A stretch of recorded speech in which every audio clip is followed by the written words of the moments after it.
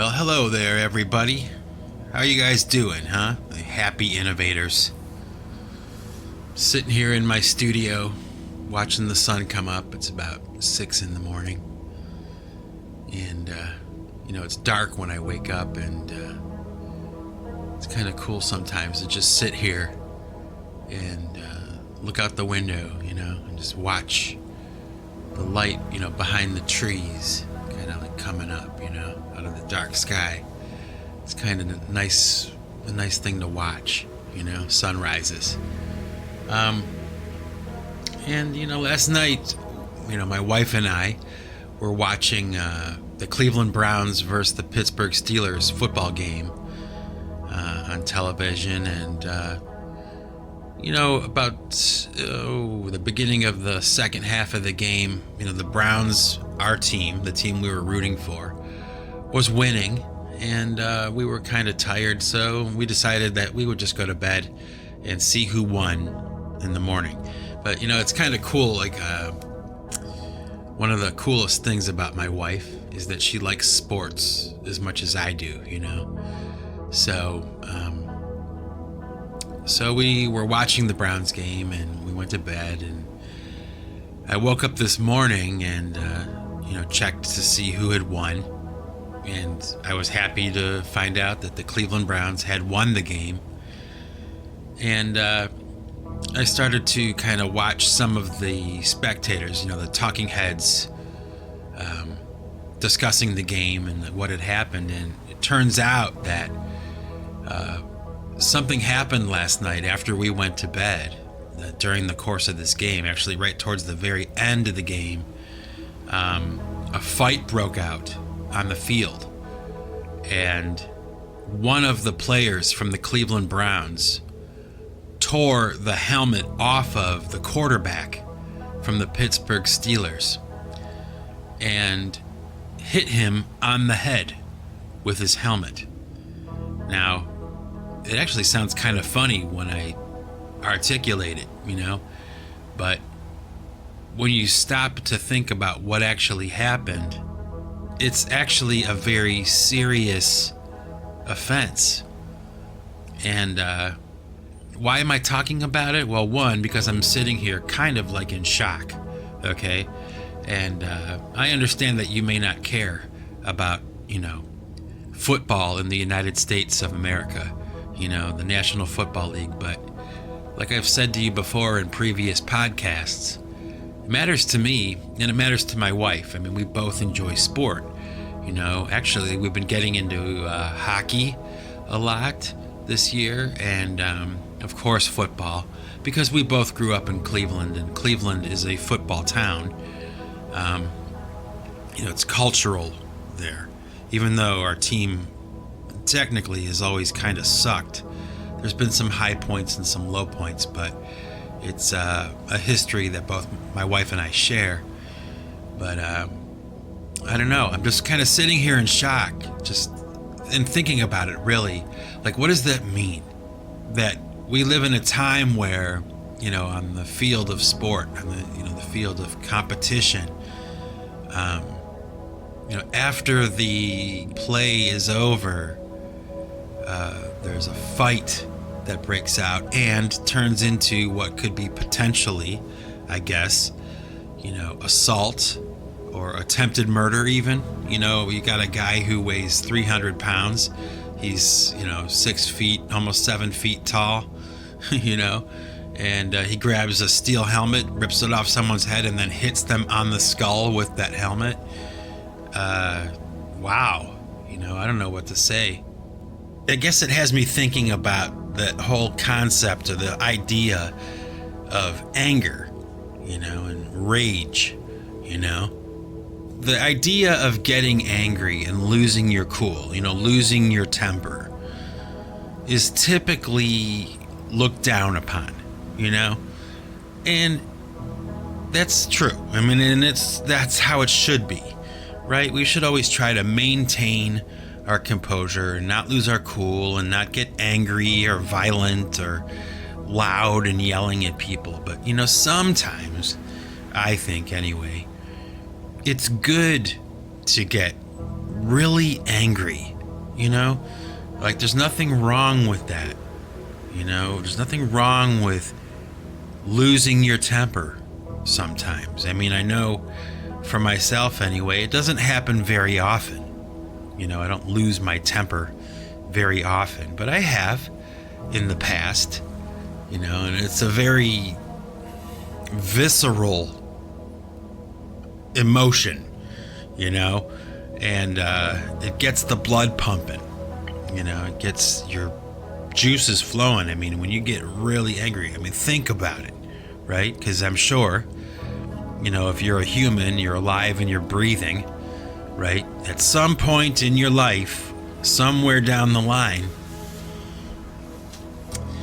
you lost your temper. Like someone just pushes those buttons, man, and they just piss you off, and you get to the point where you just can't take any more. Now everybody has a different threshold for that. Everybody has a different limit. And, I can speak for myself. I can say, it probably takes a lot to get me to the point where, I'm fighting mad. I'm like angry enough to fight somebody, and I'll tell you what, you don't ever want to go into like a fight or something, a physical altercation with somebody if you're not angry. At least for me anyway. Well, okay, over the course of my life, I've probably gotten into probably something like 10 like real physical fist fights. I actually used to work as a bouncer in a nightclub, and I would say that that's where the majority of my fight experience took place. But I got in a few fights when I was young, and I'll tell you what, I only lost one fight in my life, and oh my goodness, did I lose that fight. I got my butt kicked. But you know what, when I look back on it now, well, one, I laugh because it was just stupid, but a lesson was learned that, I went into that fight not because I was angry, okay, not because I had been wronged, okay, it was because somebody that I cared about had been wronged, but I wasn't really angry, okay, and I was more fighting for pride. And wow, big mistake, Mike. I got my ass handed to me, but that was the only fight I ever lost. And fighting, like I said, there's something cathartic, about every once in a while losing your temper, maybe once a year, or once every couple years, like someone or something happens and you just get so fed up, like so angry that you lose your cool. And yeah, that's happened to me. It's happened. Not as much now that I'm getting older. And, I guess at this stage in my life, it's like, who really needs any of that crap, But I suppose, you can be angry without getting into a physical fight. And I suppose maybe that is what I'm really talking about. Not so much the physical altercation and,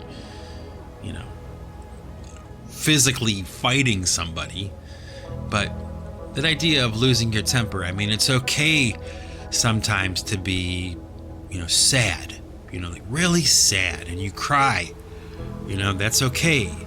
That it's good to experience your emotions, in a very complete way. Have you ever thought about that? Like when you're really happy and you're having fun, Have you ever kind of stopped to think like it's good to be happy and it's good to feel happy, like really happy, and, to pay attention to the ebb and flow of that emotion, I think about it, I do. I think about it mostly when I'm experiencing an emotion completely, thoroughly, and that's not just for anger and happiness. It could be, and sadness too. It could be confusion or embarrassment or, sympathy for someone else or grief over having lost someone or something. Like it's a good, healthy thing to do, to accept the idea of experiencing the full gamut of human emotions, And maybe that sounds weird, or maybe that sounds obvious to you. I don't know. I mean, I guess to a certain degree, I have to kind of think to myself, well, I am an artist and a musician. I mean, historically, we are, hypersensitive or something, or we, pay attention to stuff like that, things like emotions and stuff, and we work in that realm, and it sounds a little corny to me. I guess it's true to a certain degree. It's a stereotype, but there is some truth to stereotypes, even though they are not necessarily the most accurate way of perceiving a person or something. There's some truth to it, I guess. So maybe that's part of my deal. I pay attention to these small, stupid things that people don't normally pay attention to. And I'm obviously at this point, I'm living this life that's like way outside the boundaries of anybody else I know. I don't know too many people that are thinking like I do. It's not like there's a blueprint to follow, or I don't have somebody I can turn to and say, hey, I'm experiencing this kind of thing. What advice can you give me? I don't know someone like that. I don't have anyone like that, like a mentorship, it doesn't exist in my life. It never really has, actually. I've always kind of flown by the seat of my pants. If I wanted something done, if I had a vision for something, I usually just had to start doing it, kind of like this podcast. I mean, it's really the truth, I mean, when you think about it, because I do, like with this podcast, I'm not really talking about anything that's really important, I just kind of talk. There's no form or no path. You know what I mean? I guess the closest thing to mentorship I would have would be, watching other podcasts. But, even then, I don't know. I'm off into my own thing, And the only way that I would ever, do something like this, get it to this level, which is small, but the only way that I would get it here is just by starting, to start to do it, Maybe that's what I'm talking about today. Like, if you want something done, like if you have a vision, you the person listening to this, I'm talking to you.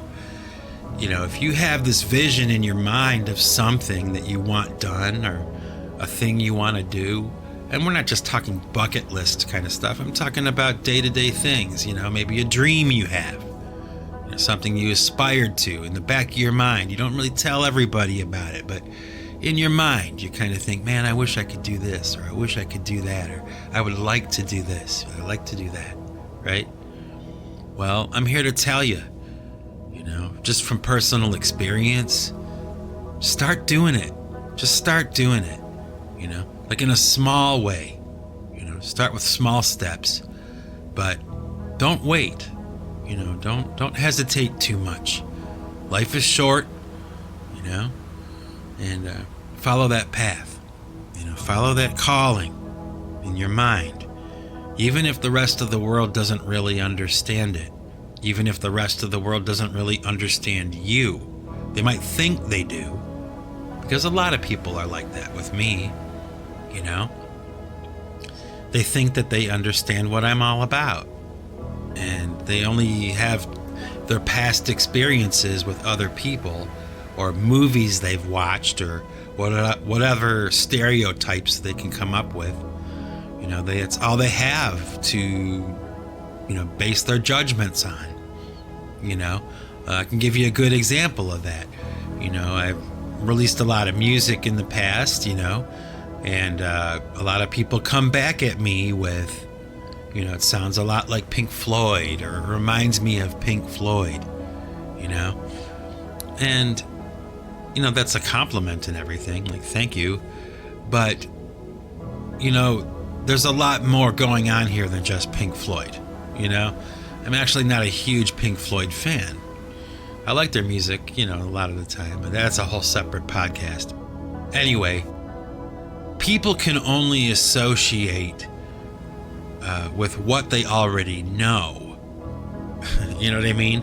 So someone hears one of my ambient pieces of music or something, and it'll remind them of Pink Floyd because that's the reference they have. But there are other people who will listen to what I'm doing, and they'll, you know, cite other groups that they hear in my music, like Young Gods. You know, there's so much more going on. You know, my history of music and listening to music, because I'm a fan of music.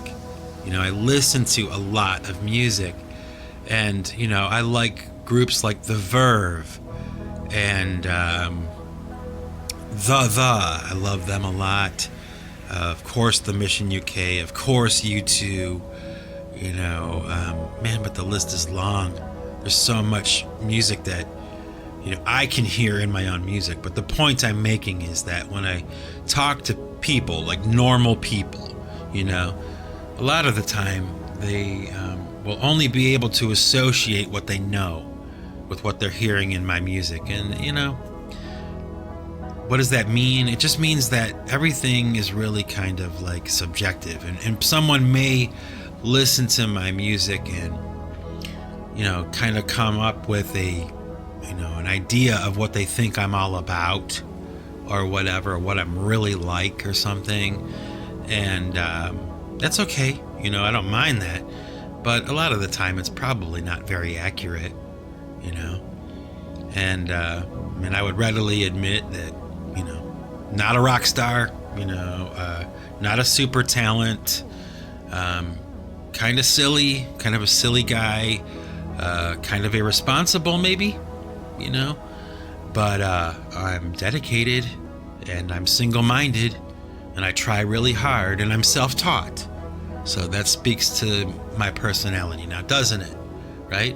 When someone has taken enough interest in something to teach themselves how to do it.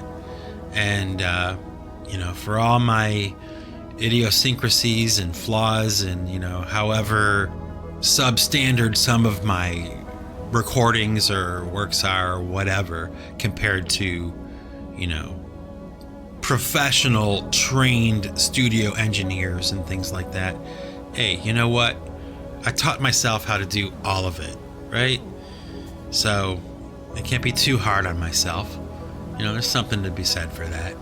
Proud of that, you know. Yeah, just kind of rambling today, aren't I? I am sitting here just just talking, man. Sorry if it's boring the hell out of you. You know, I'm trying my best here to give you something to think about today. My philosophical drop, you know. I suppose it would be fair to say that, you know, I'm guilty of doing the same thing, you know, like when I see other people doing something, you know, I associate what I know, you know, with what they're doing. And I'll give you an example of that. Once there was this guy I was watching, a friend of mine actually was interviewing him, And he was a guitar player, or he is a guitar player, who does like acoustic guitar, solo, music. He makes CDs by himself. He makes music by himself, but it's guitar centered. And this friend of mine was interviewing him, and she was playing some of his music, and I could tell by listening to what I heard him do that he had at least listened to this guitar player named David Sylvian. I could tell by what I was hearing.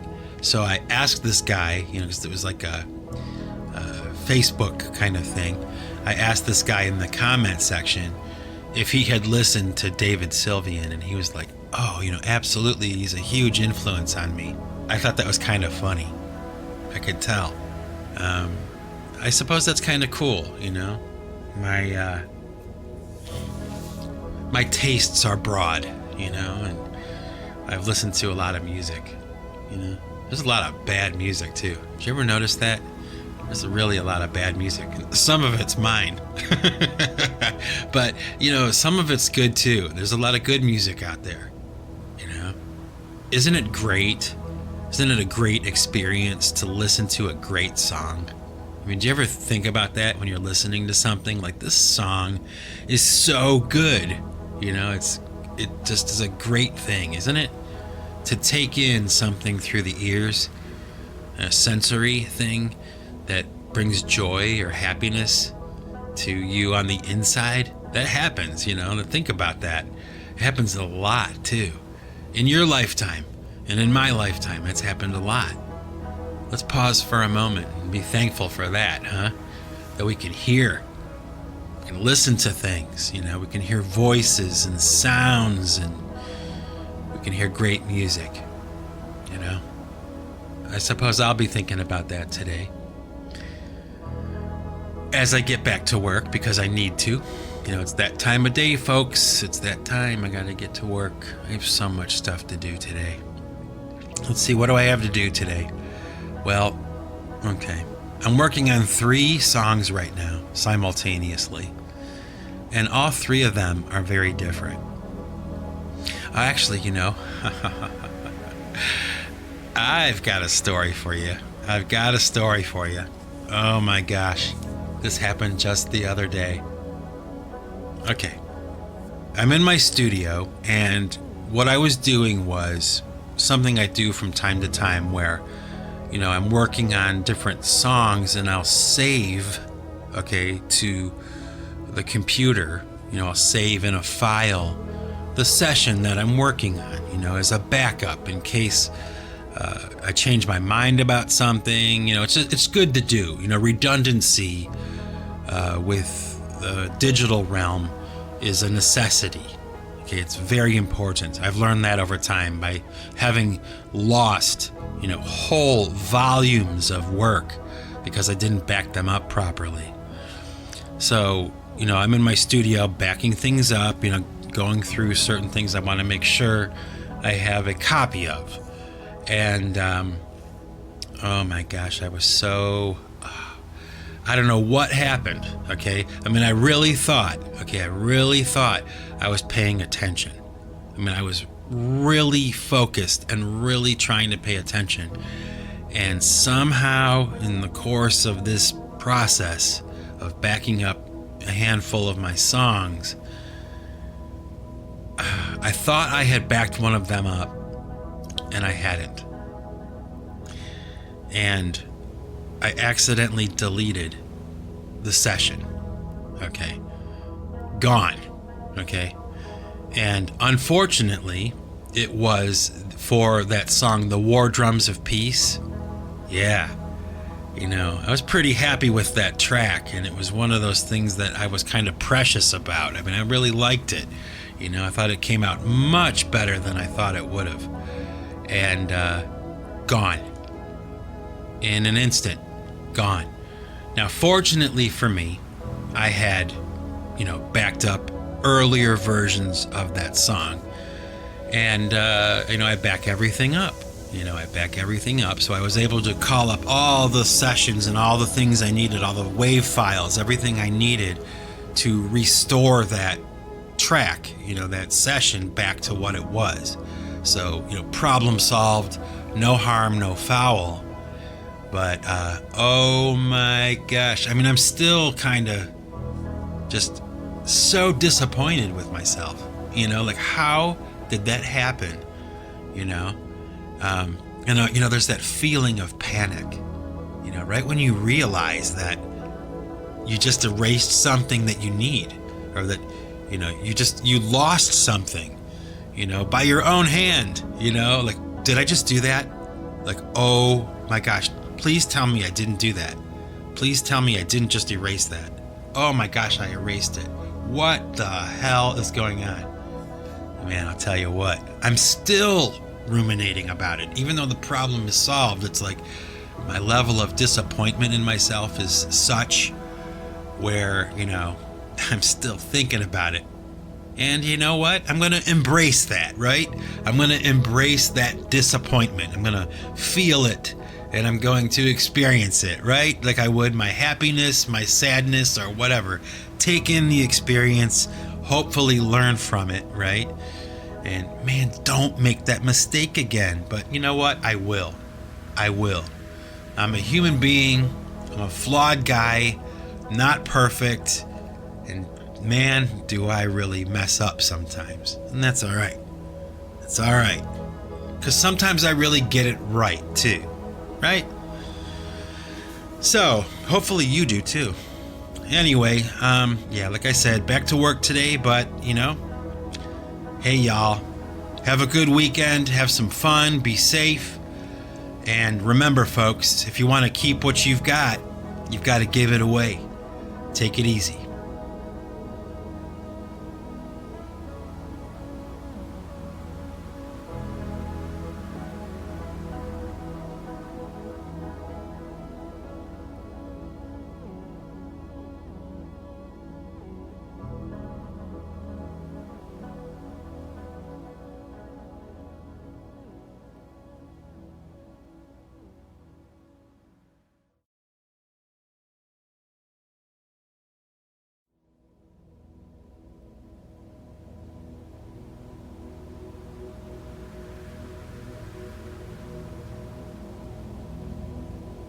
Okay, all you happy innovators, those of you who decided to stick around to the end of this podcast, I got a little surprise for you today, an idea that I hatched a couple days ago.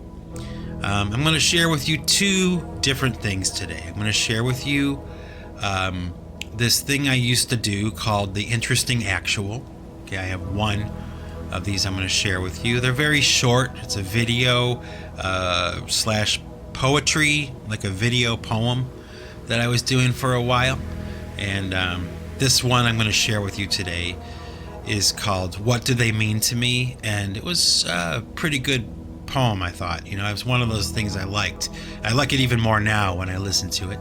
So I'll let you check that out. And then immediately after that, I'll have for you actually a throwback to my podcast from the earlier days. Before it was called the Singularity Podcast, I called it Snowflake 33. That was what I started with when I first started doing podcasting.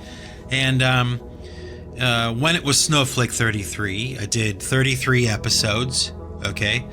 And it was like a test run, just to kind of see how it would go and see what it would develop into. Because from day one, this podcast has been open-ended, and I had no idea what I was doing. So when it was still Snowflake 33, I had done an experiment with describing some of the albums that I made.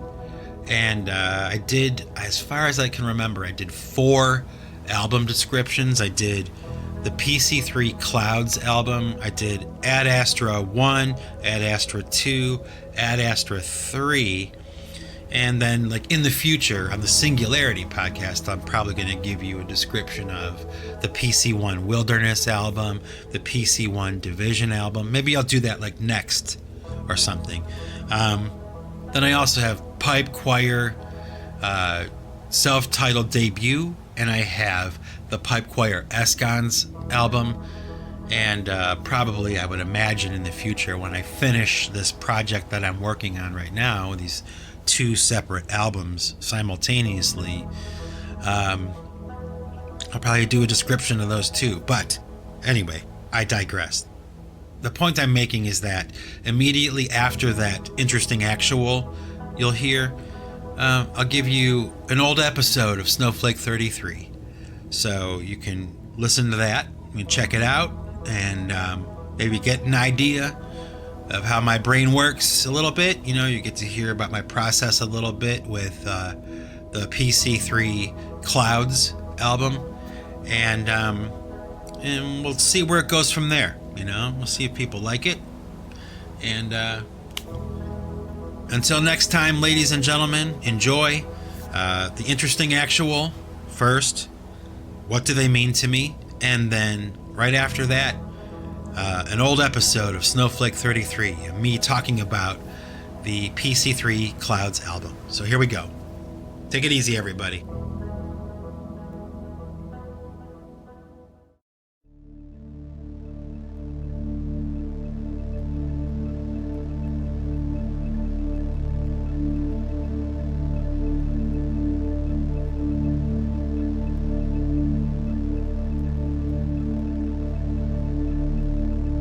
What do they mean to me? Your postures, your luxuries, your slaves,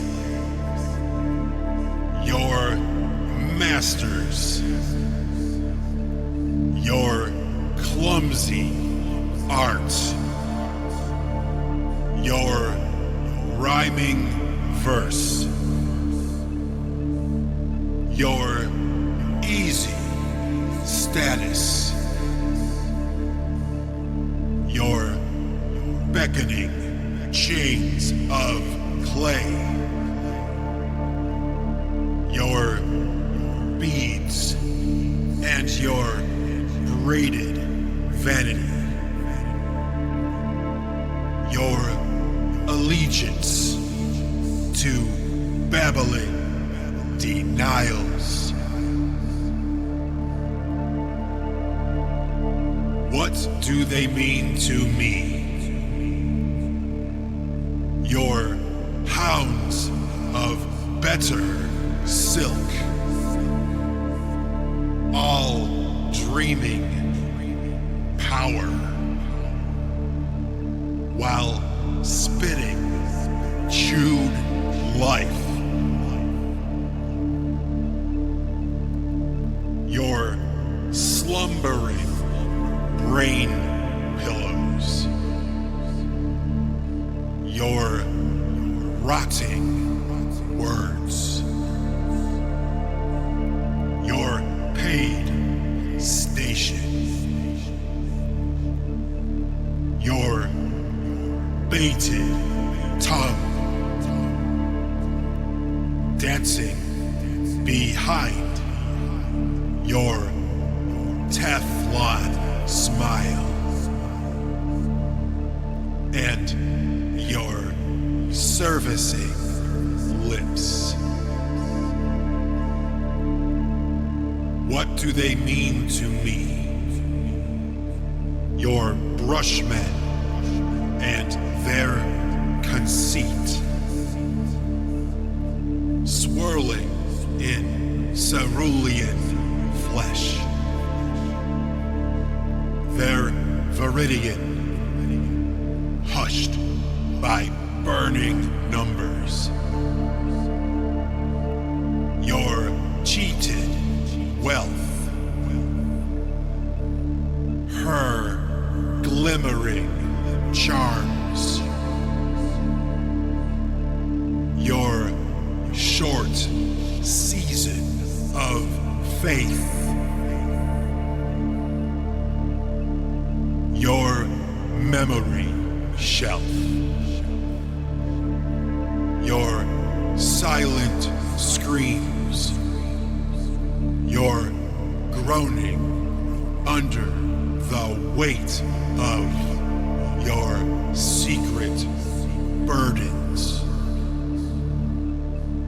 What do they mean to me? What do they mean to you?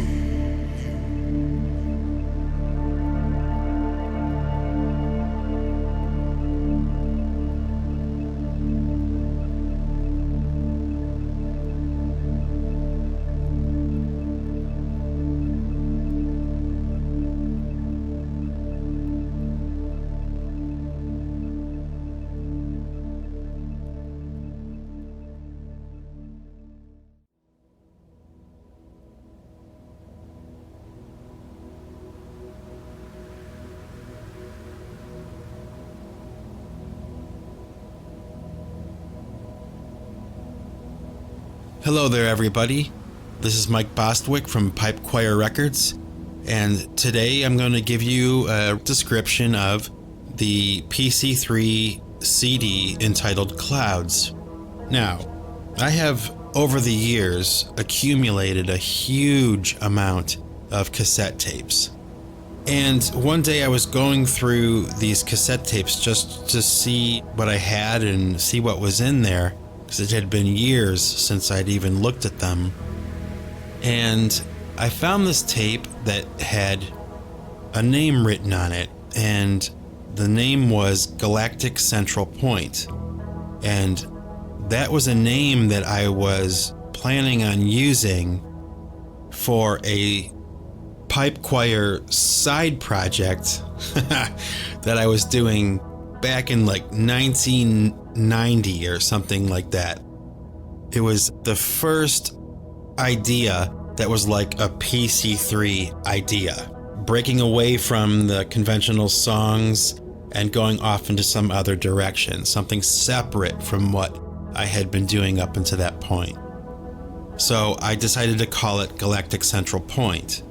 And I think I got the name from like, Nova or something, or National Geographic. They had mentioned that there was this point in outer space that the universe revolved around. And I just thought that concept was like so cool and such a weird and interesting series of words, Galactic Central Point. So that was the name I chose for this side project that I was going to do. Okay, but what's weird is I have this cassette tape, right? And the name is written on the tape, but it's somebody else's handwriting. It's not my handwriting. And when I popped the cassette tape in to listen to it, there were like 4 or 5 tracks on this cassette tape. And what they were just these really simple keyboard lines that I had recorded. There were like 5 of them. And they were all very similar. I could tell that I did them all at once. I pressed play and record on my boombox that I was recording directly into, and just did one idea, waited a little bit, and then started another idea, and then waited a little bit, etc., etc. So it was all done in one breath. But this is like back in 1990 or 91. And I had completely forgotten that I had done that. And I played it for my wife, and I listened to it for maybe like a few days, like just, wow, this is good. I mean, I can't believe it. So I decided that what I was going to do was go back into each one of these ideas on this cassette tape, and I would redo all the ideas. I would kind of like give each one of them a facelift and rethink them and make them complete songs. And I decided what I would also do is make them each about 15 minutes long. I was making a lot of music at that time that was 15 minutes long for a few months. So each track would be 15 minutes long. And it's about the length of time that a cloud would take to go across the sky. That's probably in there too. So that's what I started to do. I started to make the songs from this cassette tape, finished PC3 ideas. It was clear at this point I could get away with doing instrumental music. There was an audience for it. So it just happened to be like kismet. Everything kind of came together. Now, at the same time that this happened, okay,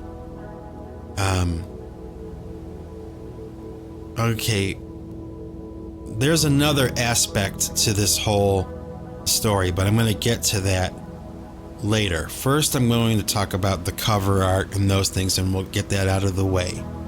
Okay. So when you look at the CD, the very first thing you see is a picture of clouds. And what I can tell you really quick about that is it is the same sky from the inside of Ad Astra 2, but it's just the sky. The ground is cropped out. I have this weird kind of habit, and it's kind of laughable in some ways, but whenever I have a camera in my hand and I'm outside, I have a tendency to photograph clouds. Clouds are something that I've always found to be fascinating and beautiful. To me, anyway, they're so majestic and they're so massive and they're moving so gracefully across the sky, so slowly. And I guess I've always kind of felt that, most of the time we go through life looking at the ground, we're dealing with what's in front of us. And there's something intriguing to me, and there's something notable about looking up at these beautiful things that are there all the time. And it might sound a little corny, but I don't care, because I look at the clouds a lot and I'm inspired by them a lot. So this idea of making a CD called Clouds was probably just a matter of time. So like I was saying, with the front cover, open the booklet up, and the front cover and the back cover are all one picture from the Quabbin Reservoir, and it really has a lot of meaning to me. The Quabbin Reservoir was a very happy place for my wife and I when the picture was taken. So when you open up the booklet on the inside, there's another picture of clouds, and that picture was taken at Arlington Cemetery. I lived in DC. My wife and I did. We lived there for 1 year. And when we decided to move there, one of the main reasons we wanted to was because we wanted to be able to visit the mall area as much as we could. And it was fantastic. It was the best thing to do because we both love that area and we both are inspired by those kinds of things, I guess. And every time that we had been there, and we had been there several times together and separately or whatever, when we were younger, every time we went to the mall area in DC, we were always in a hurry. And we had to leave. We had to go on to the next thing because everything was on a timeline. We didn't really have the chance to really take it all in and really get to see everything that we wanted to see. So when we did decide to move there for a year, one of the reasons was we wanted to be able to go there a lot and see everything that we could see and not have to hurry and go there frequently. Sometimes just go there to go there and hang out.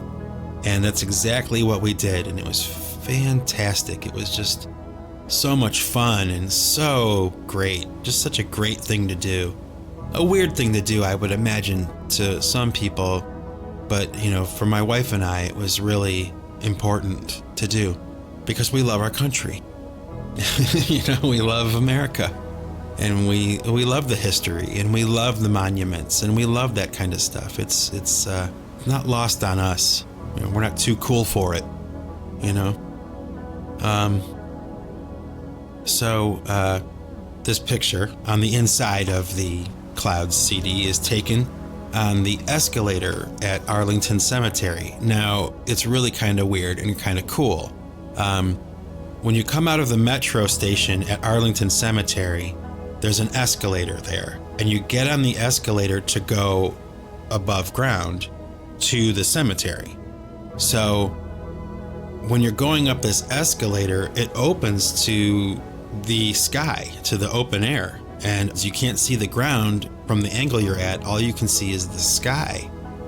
So I'm going up this escalator one time with the camera in my hand, and of course there's clouds there. So I start snapping pictures as I'm going up this escalator, and that's what you see on the inside of the Clouds CD. It reminds me of that time. It was really just such a wonderful way to spend your time, was going to the Lincoln Memorial. You know, for no good reason. We grew up in Cleveland, Ohio, so this was not something that we had a lot of opportunity to do when we were growing up. It was just great for us. And that's what I remember when I see that picture. And that's why I chose those two pictures for this CD. What you have on the actual CD disc face is this weird kind of swirl of clouds that I did in Adobe once, back when I was first learning how to use Photoshop. It was like one of the first things I did. I took a picture of, actually, now that I'm looking at it, what it is a picture taken from an airplane. My wife and I were on our way to Pensacola, Florida. We went there more than once. Actually, I think it was taken,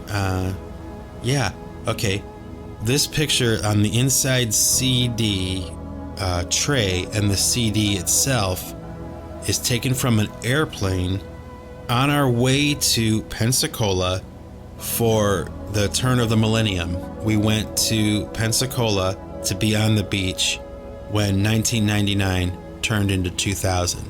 And that's when this picture was taken. And when I got home, I threw it into Adobe, like I have with all the millions of other cloud pictures I've taken. And I just started to play around with it. And when I started to assemble clouds, I found this file. And I thought, it's kind of cool looking, and I'm going to go right ahead and use that too. So there you go, Turn of the Millennium. That's what the CD disc face is, and that's what the tray is behind it. Yeah, that's what that is. See, I forgot about that. Now I remember. That's the good thing about doing these descriptions, is like I said, I forget stuff. And it's a lot of fun to go back and try to remember and be reminded with all this stuff. It's good. Good to do. So, then you take the disc and you flip it over, and you have a picture taken of a single cloud. One little puff of cloud. I thought that was a pretty cool picture when I took it. I still do. I think it was funny. The weird thing about it to me is that, unaware to myself at the time, at least as far as I know, John Lennon and Yoko Ono released an album, the Plastic Ono Band, an album I never owned or had never seen before until recently. But the cover of the album is very similar to the backside of the Clouds CD, and that was not connected, at least as far as I can remember. And I thought that was kind of cool. A blue sky with this little puff of cloud right in the middle of it. Okay, so that's the cover art. Oh, and really quick, I can describe the logo. This album, Clouds, was the first time I used the new PC3 logo, and that logo is cool because the antennas on the side of the logo come from Astra, which is the avatar that I use for Pipe Choir Records. And when I was making the Astra avatar, it was something I wanted to do for a long time, and I finally sat down and put it together. So you look at that little icon, it doesn't look like much, but a lot of time and a lot of thought went into that, and I really got what I wanted out of that little face logo. And when I started to put together Clouds, I decided I would take some elements of the Astra avatar and incorporate them into the PC3 logo. And I'm always playing around with art and things like that. It's something I do a lot. So even just for fun and for no good reason, I'll be, playing around with some kind of idea, and I'll put it aside and maybe I'll use it somewhere down the line. I had made an alternate logo to PC3, And this was one of them. I maybe made 7 or 8 different versions of the logo. And another cool thing I can talk about really quick, and I mention this in the description for Ad Astra 1, is I used to work at a print shop. And the print shop that I worked at was called Carry, Print, and Copy. Okay, Carry, Print, and Copy. And the logo for the place that I worked was CPC. Well, I held on to this business card from where I used to work. And it was probably the best job I've ever had. The boss that I had was hands down the best boss that I've ever had. I loved him, almost like a father. And I got to work with my best friend at the time, so it was just him and I working there. We were the only 2 employees. And my boss and his wife were just very good to me. And they were very good to my buddy too. And it was a happy place to work. And at the time that Clouds came out, I was notified that my former boss had passed away. And that made me very sad. I hadn't seen him in a long time or talked to him in a long time, and I felt really bad when he died. Well, I came across this old business card that I had kept from where I used to work, and on this business card, which I'll show you here on the screen, I decided to take the logo from where I used to work and make it my logo now. So that's what you have with the P and the C. They came directly off of the business card from where I used to work as a tribute to this boss that I had and his wife too. These 2 people that I cared a great deal about and have a lot of affection for, even all these years later. So every time I see that logo now, I think about him because he still is important to me, even though he's not alive anymore. He reminds me of how you should be if you're the boss. Well-humored, lenient, understanding, just a great guy. So, he gets yanked into this whole story now, doesn't he? Good. He lives on through me. Yeah, so that's the PC3 logo. A little bit of a story there. Now, so we'll get on to the music. Now that I've described the artwork, I'll talk to you now about the music. I mentioned earlier that I had found that cassette tape. It was called Galactic Central Point.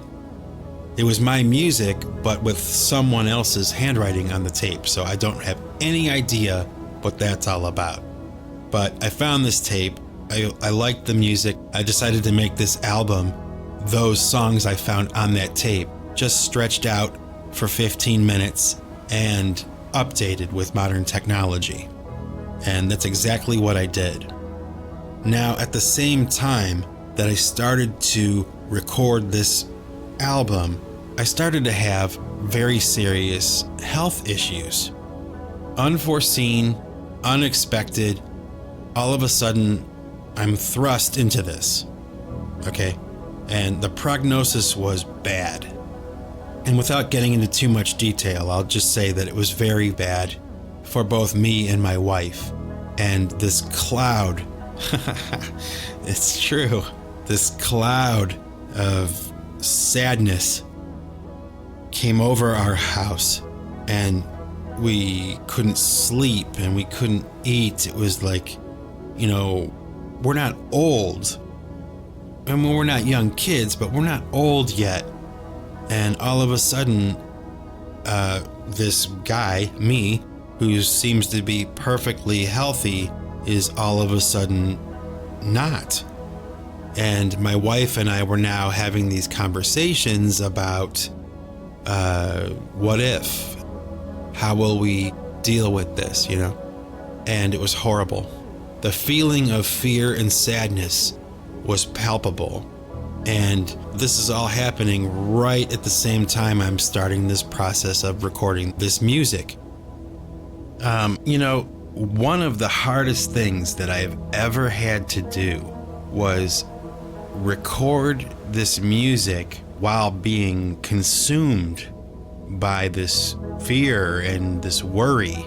It was like so hard to focus and sit down and work every day, and especially because this music was so emotional. And it probably sounds funny now. I mean, it is to me even a little bit, but it was so difficult. I can't stress that enough. It was really something else. I wouldn't wish it on anyone. Anyway, I decided that I would refer to each song as a cloud.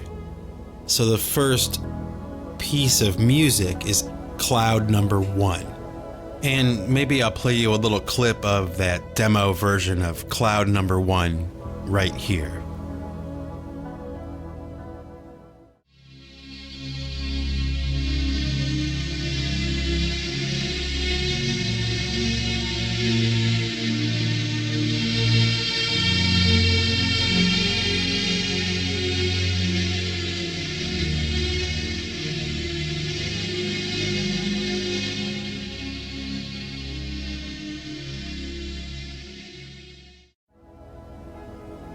And cloud number 1 is entitled My Best and Only Friend. And that song is a direct communication from me to my wife, I guess kind of informed by this extreme sadness and fear that she was going to be left alone and that I was going to leave her. So it was very profound, for lack of a better word. It was just a very direct communication to her about how I feel about her. And the title is true. She really is my best and only friend. I have a lot of acquaintances. I have a lot of people who say they are my friends. And I've had a lot of people who said they were my friends and they absolutely were not. But she's the only one that has stuck by me through everything. When I was smart, when I was stupid, when I was successful, when I failed, she was there for everything. And now I was seriously looking down the barrel of my mortality, and at least it seemed that way. And she was too, and it was horrible. It was horrible. So that's my best and only friend. It's for her. She's cloud number 1. So that's that. So then as cloud number 1, my best and only friend rolls by, then we go to cloud number 2. And cloud number 2 is entitled Where the River Bends. And I think I'll go right ahead and play you a clip of cloud number 2, the demo version, right here.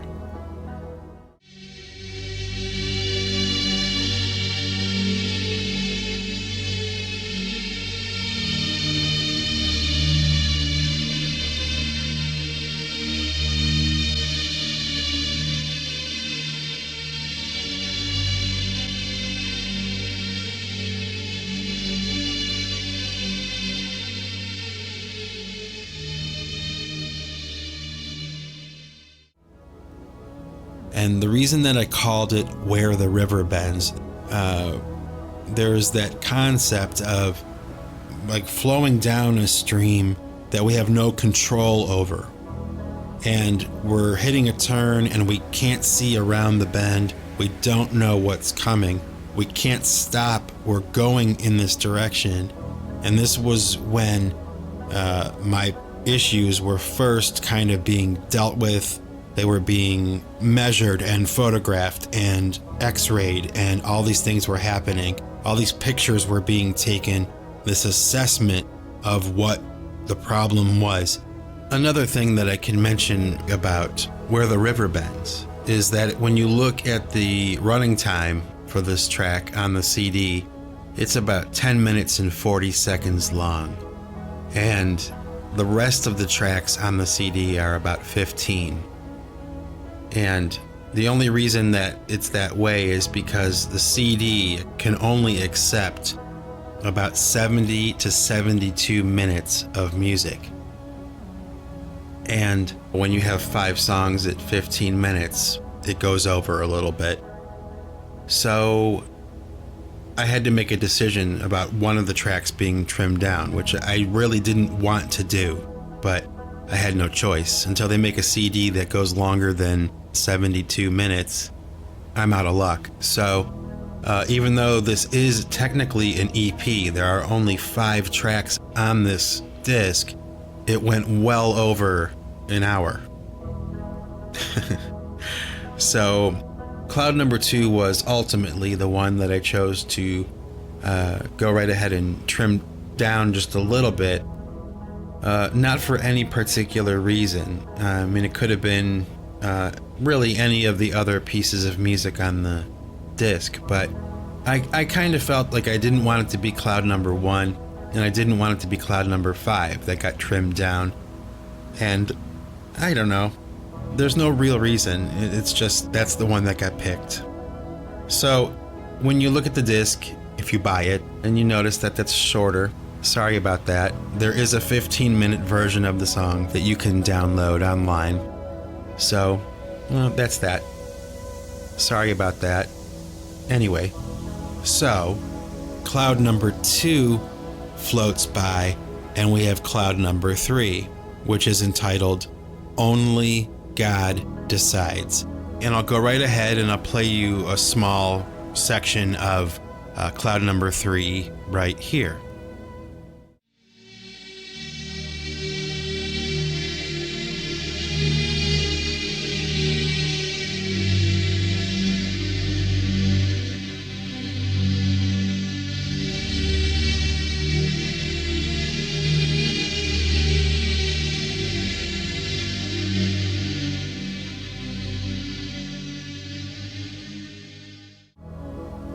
And the reason that I called it that was because this was the phase of this whole situation where they were coming up with the answer.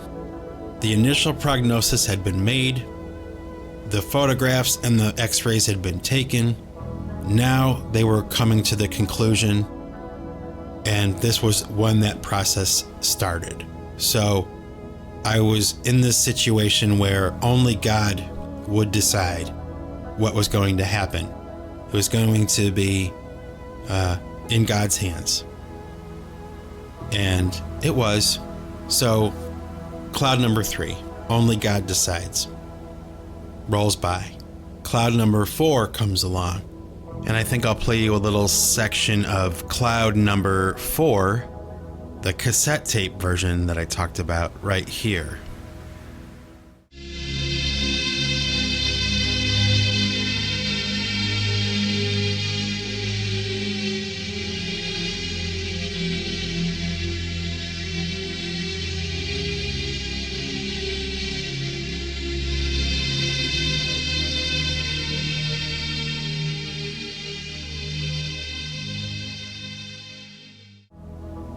And this is where the answers were definitive and the prognosis was final. I was going to be okay. And the name of Cloud number 4 is Still Living Alive. 3 very important words to me at that time. Still living alive. I think that's self-explanatory. I don't think I need to go into too much more about that. And so Cloud number 4 rolls by, and then you have Cloud number 5. Now, Cloud number 5 was not on the cassette tape that I found. It was, however, a cassette tape from a session a long time ago. If it wasn't the last paid recording session that I did before I started to record myself at home, it was one of the last. So I'll go right ahead and play you a little clip of that cassette tape version of it right here.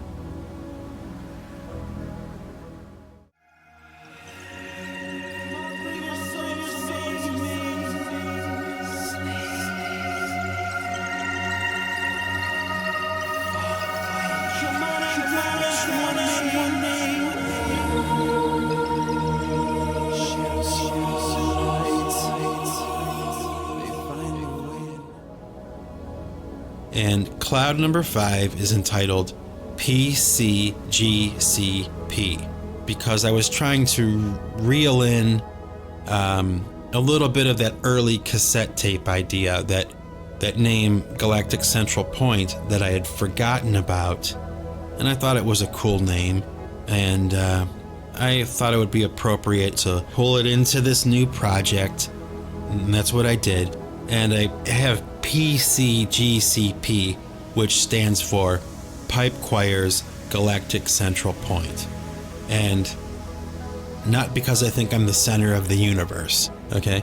It was because of that cassette tape. And I thought that it was a bit of a mouthful to have this huge sentence, so I decided to break it down into an acronym. PCGCP, Pipe Choir's Galactic Central Point. And so that was track number 5. I should say also, when I made Clouds, it was really kind of an experiment. Like, I wasn't expecting it to do well. And what was kind of a pleasant surprise after I wound up releasing the music, it did really well. In fact, the track My Best and Only Friend wound up doing very well. And I don't really know why it was that one, but I'll take it. My audience snapped it up pretty quick. So thank you for that. Anybody who's ever listened to my music or downloaded it or used it in a video or anything like that, thank you. Thank you for listening to it and using it. That concludes my description of Clouds. I hope that you've enjoyed it, and I gotta say, this whole album description thing really is a good thing to do. So if you're an artist or musician out there listening to this, I highly recommend doing it. Go back through your old stuff and remember, remember why you were doing it and what it means. It's really a good thing to do. So that's it for right now. This is Mike Bostwick from Pipe Choir Records, signing off for now. And remember, folks, if you want to keep what you've got to give it away. Take it easy.